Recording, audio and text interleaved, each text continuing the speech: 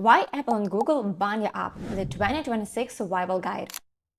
Have you ever searched for an app, found it, and then suddenly realized it had just disappeared overnight? Not because the developer removed it, not because the app wasn't working, but because the App Store banned it. And here is the scary part. In 2026, a ban often means more than just losing one app. It can mean the permanent termination of your entire developer identity. All your apps, all your subscriptions, and years of hard work gone in seconds. In 2026, app stores have become much stricter.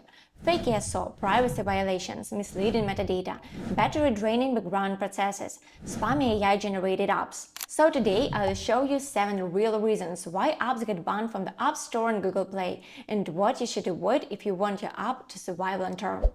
And yes, some of these mistakes happen during ASO optimization itself. Let's get into it. First, crashes and broken UX. Sometimes apps get rejected from something much simpler. They just don't work properly. And yes, even a technically good app can fail review because of crashes, broken login, frozen screens, dead buttons, or failed payment flows. Apple is especially strict here. If reviewers cannot fully test the app experience, approval becomes much harder. That's why retention and stability matter even before ASO, because stores care not about installs, but also about user experience after install. Second, privacy violations. Privacy rules become much stricter after ATT, GDPR, and all new data regulations. Today, users pay much more attention to permissions, and stores do too. If your app requests access to contacts, location, microphone, or photos without a clear reason, it can trigger a rejection. Classic example. A flashlight app asking for location access. Users immediately lose trust. And another huge mistake, missing or misleading privacy policies. If your app collects users' data, the explanation must be transparent. Okay, so your app is stable and safe, but how do you describe it? This is where many developers fall into the ASO trap without even realizing it. One of the most common reasons for rejection is misleading metadata. This happens when developers try to hack ASO by stuffing irrelevant keywords into the title, subtitle, short description, or even screenshots. For example, imagine a simple calculator app using keywords like VPN, AI chat, TikTok downloader, or crypto wallet. That immediately looks suspicious. App stores want metadata to reflect the real functionality of the app, not manipulate search traffic. And honestly, this happens more often than people think. Sometimes developers repeat keywords too aggressively, exceed character limits, or accidentally create spammy metadata structures. Metadata must be human-readable. If a human can't read your title without losing their breath, it's a red flag. That's why I usually validate metadata before publishing. For example, in ASOMobile, I use the ASO Creator tool to control character limits, check keyword repetition, structure metadata correctly, and avoid accidental keyword stuffing. Because ASO should improve visibility naturally, not trigger moderation systems.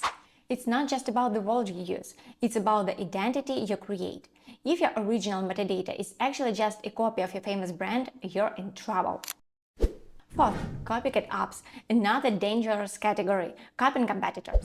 This includes cloned apps, stolen screenshots, copied icons, fake branding, or apps trying to imitate famous products.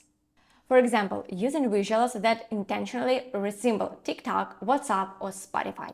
Stores actively fight against template spam and copycat ecosystems, especially now when AI tools make mass app generation easier.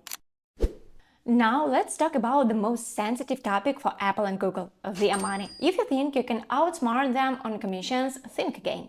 Fifth, illegal payments, the 30% fee war. This is a red line you should never cross. Apple and Google are extremely protective of their money, and breaking this rule is the fastest way to lose your account forever. Here's the deal. Wherever users buy something digital in your app, like a subscription, new levels, or pro features, the App Store and Google Play take a 15 to 30% commissions. A lot of developers try to trick the system to keep all the money for themselves. But in 2026, the stores are smarter than ever. Here's what will get you want. Hidden buy buttons. You cannot place a link or a hidden screen that sends users to your website or Stripe, PayPal to pay there instead of using the official App Store button.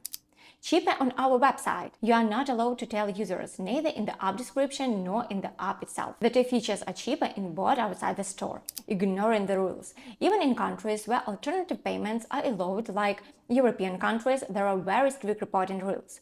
If you miss one document or use the wrong button design, the store might flag it as financial fraud. The lesson is simple. Don't try to hide your revenue. If your store thinks you are stealing their commissions, they won't just reject your update. They will ban your entire developer account for deceptive business practices. 6. Hidden functionality. This one is extremely risky. Some developers submit a safe version of the app for review and then activate hidden features later. For example, gambling, crypto schemes, adult content, or prohibited monetization systems. This is considered deceptive behavior, and in many cases, the developer account itself gets suspended, not just the app. And finally, if you're not hidden features, you might be hidden behind AI to flood the store with low-quality content. Here is why that doesn't work anymore in 2026. 7. Spam and AI-generated apps. This became a huge issue recently, because now people can generate dozens of apps with AI in a few hours. The problem is many of these apps provide almost no real value. Stores now actively remove repetitive apps, low-effort clones, template-based generators, and mass-published content. Especially if only the icon changes, the metadata is duplicated, or functionality barely differs. Google Play updated its spam policy several times because of this trend. So, in 2026, quality matters much more than quantity. So, what's the biggest lesson here? App stores are no longer just marketplaces. Their ecosystem focused on trust, user experience, privacy, and real product value. That means ASO today is not about gaining the algorithm. It's about building a product that deserves visibility. So before publishing your next update, review your metadata, test your UX, audit permissions, and think like both a user and a store reviewer. Because one bad decision can destroy your ranking overnight. Subscribe to our channel for more ASO tips.